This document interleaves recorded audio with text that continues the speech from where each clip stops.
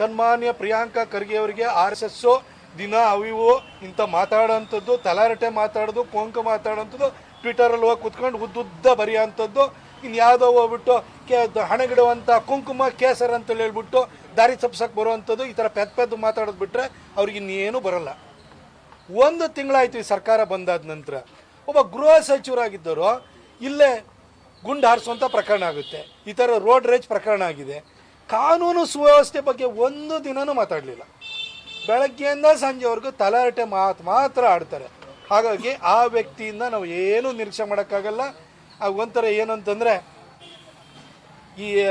ಈ ಹಿಂದೆನೂ ಕೂಡ ಸಿದ್ದರಾಮಯ್ಯನವ್ರ ಸರ್ಕಾರ ಇದ್ದಾಗಲೂ ಕೂಡ ಒಂದಷ್ಟು ಕೂಗುಮಾರಿಗಳಿದ್ರು. ಆ ಕೂಗುಮಾರಿಲಿ ಈ ಪ್ರಿಯಾಂಕ್ ಖರ್ಗೆ ಒಬ್ಬರು, ಇನ್ನೊಬ್ಬ ಕೂಗುಮಾರಿ ಇದ್ದರು ಸಂತೋಷ್ ಲಾಡ್ ಅಂತ, ಅವ್ರಿಗೆ ಮಂತ್ರಿ ಸ್ಥಾನ ಸಿಕ್ಕಿಲ್ಲ, ಏನೋ ವಾಪಸ್ ಕೊಟ್ಟರೆ ಮತ್ತೆ ಕೂಗುಮಾರಿ ಆಗ್ತಾರೆ. ಒಬ್ಬ ಶಾಸಕ ಇದ್ದಾನೆ, ಅವನು ಕೂಗುಮಾರಿ. ಈ ಕೂಗುಮಾರಿಗಳಿಂದ ಏನು ಆಡಳಿತ ವ್ಯವಸ್ಥೆ ಸರಿಯಾಗಕ್ಕೆ ಸಾಧ್ಯ ಇಲ್ಲ. ಕಳೆದ ಭಾನುವಾರ ರಾತ್ರಿ ಮೂಲತಃ ಕೊಳ್ಳೇಗಾಲದವರಾದ ಹಾಗೂ ಪ್ರಸ್ತುತ ಬೆಂಗಳೂರಿನ ಮೆಟ್ರೋದಲ್ಲಿ ಸೇವೆ ಸಲ್ಲಿಸ್ತಾ ಇರುವಂತಹ ಸಾಗರ್ ಕುಮಾರ್ ಅವರು ನಾಮಕರಣಕ್ಕೋಸ್ಕರವಾಗಿ ಮೈಸೂರಿಗೆ ಬಂದು ವಾಪಸ್ ಹೋಗಬೇಕಾದ್ರೆ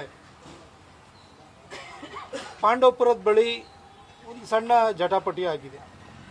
ಅದು ಅಲ್ಲೇ ಸಮಸ್ಯೆ ಬಗೆಹರಿದು ಮುಂದೆ ಹೋಗ್ತಾ ಇರಬೇಕಾದ್ರೆ ಯಾರು ಜಗಳ ತೆಗೆದಿದ್ರು ಅವರು ಮತ್ತೆ ಮದ್ದೂರು ಫ್ಲೈಓವರ್ ಮೇಲೆ ಚೇಸ್ ಮಾಡ್ಕೊಂಡು ಬಂದು ಕಾರಿಗೆ ಹಿಂದಿನಿಂದ ಡಿಕ್ಕಿನ ಹೊಡೆದಿದ್ದಾರೆ.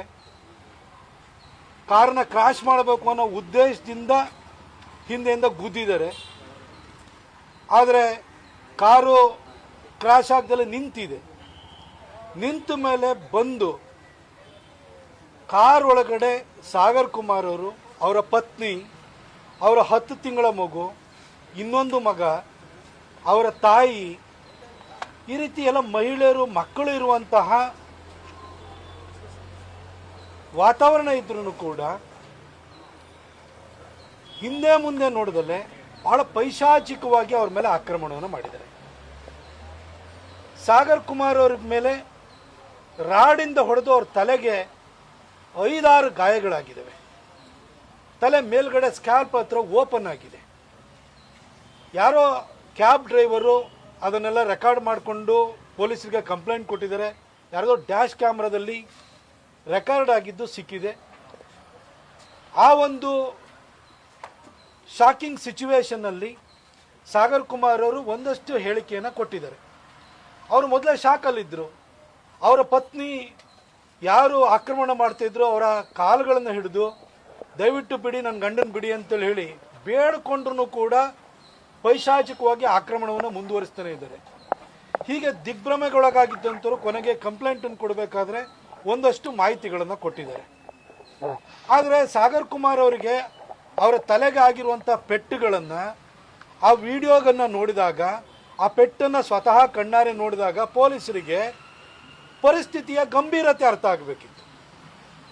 ಇದು ಪೆಟ್ಟಿ ಕೇಸ್ ಅಲ್ಲ, ಇದು ಅಟೆಂಪ್ಟ್ ಟು ಮರ್ಡರ್ ಕೇಸ್. ಇದು ಯಾಕಂದರೆ ಇಬ್ಬರು ಮಹಿಳೆಯರಿದ್ದಾರೆ, ಚಿಕ್ಕ ಮಕ್ಕಳಿದ್ದಾವೆ, ಅವ್ರ ಮೇಲೆ ಈ ರೀತಿ ಹಲ್ಲೆನ ಮಾಡಿದ್ದಾರೆ. ಕಾರನ್ನು ಮಧ್ಯದಲ್ಲಿ ಫ್ಲೈಓವರ್ ಮಧ್ಯದಲ್ಲಿ ನಿಲ್ಲಿಸಿದ್ದಾರೆ.